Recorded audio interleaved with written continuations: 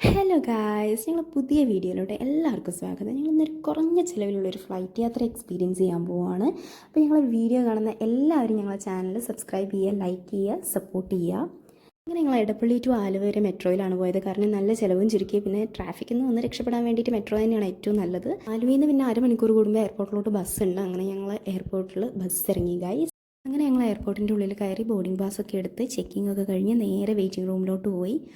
അവിടുന്ന് തന്നെ flight take ഓഫും ലാൻഡിങ്ങും ഒക്കെ കണ്ടിരിക്കുമ്പോഴാണ് നമ്മുടെ ഫ്ലൈറ്റിലോട്ട് പോകാനുള്ള ബസ് വന്നത്.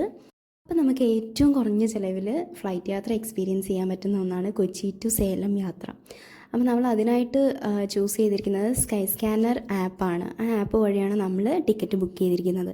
നിങ്ങൾക്ക് കുറച്ച് ദിവസം മുന്നേ ടിക്കറ്റ് ബുക്ക് ചെയ്യുകയാണെങ്കിൽ ബിലോ 1000 റേഞ്ചിൽ ടിക്കറ്റ് എടുക്കാൻ പറ്റും. അങ്ങനെ ഞങ്ങൾ ഫ്ലൈറ്റിൽ കയറി. ഫ്ലൈറ്റ് യാത്ര അടിപൊളിയായിരുന്നു കേട്ടോ. ഫസ്റ്റ് എക്സ്പീരിയൻസ് ആയതുകൊണ്ട് തന്നെ എനിക്ക് എന്താ പറയുക, ഭയങ്കര എക്സൈറ്റഡ് ആയിരുന്നു. സത്യം പറഞ്ഞാൽ ഈ ഒരു ഫ്ലൈറ്റ് യാത്ര എന്ന് പറയുന്നത് എനിക്കൊരു സർപ്രൈസും കൂടിയായിരുന്നു. ഞാൻ അറിഞ്ഞിട്ടുണ്ടായിരുന്നില്ല. എന്നെ ജസ്റ്റ് ഒരു എയർപോർട്ടിൽ പോയിട്ട് ടേക്ക് ഓഫും ലാൻഡിങ്ങും ഒക്കെ കാണിച്ചു തരാമെന്ന് പറഞ്ഞിട്ടാണ് എൻ്റെ ഹസ്ബൻഡ് എന്നെ അങ്ങോട്ട് കൂട്ടിക്കൊണ്ടുപോയത്.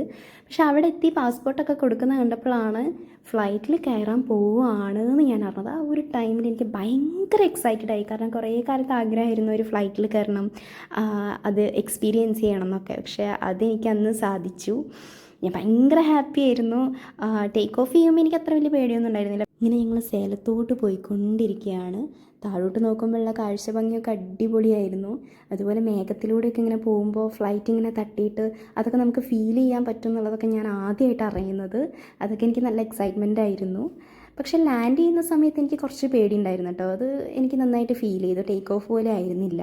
അങ്ങനെ ഞങ്ങൾ സേലം എത്തി. ഫ്ലൈറ്റ് ലാൻഡ് ചെയ്തുകൊണ്ടിരിക്കുകയാണ്. സംഭവം സേലം എയർപോർട്ട് ചെറിയൊരു എയർപോർട്ടാണെങ്കിലും കാണാൻ ഭയങ്കര ഭംഗിയാണ്. കാരണം അവിടുത്തെ റൺവേക്ക് ചുറ്റുമുള്ള മരങ്ങളും മലകളും അതിൻ്റെ ഇടയിലൂടെയുള്ള ഈ ഫ്ലൈറ്റിൻ്റെ ടേക്ക് ഓഫും ലാൻഡിങ്ങും ഒക്കെ കാണാൻ ഭയങ്കര രസമാണ് കേട്ടോ.